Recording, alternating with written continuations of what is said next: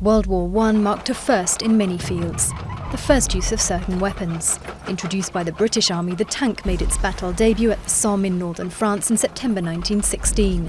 The Germans had already launched the first poison gas attack in Belgium in April 1915.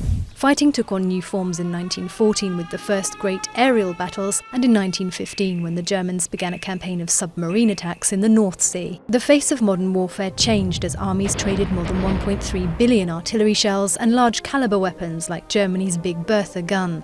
Bombings accounted for 70% of all military deaths.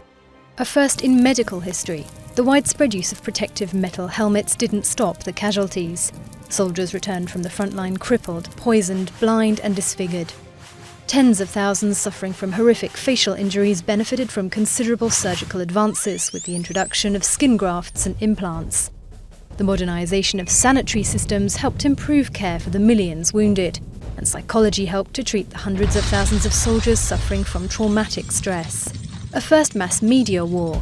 Nations at war created censorship and propaganda offices to control information.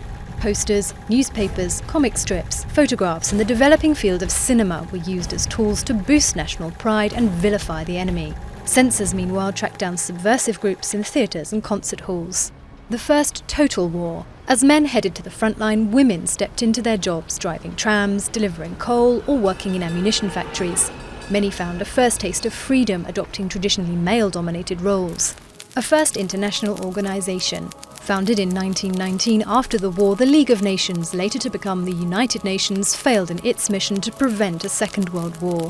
And what was supposed to be the war to end all wars was the root of what is described as the 20th century's first genocide, when large-scale massacres of Armenians in the dying days of the Ottoman Empire left up to 1.5 million dead.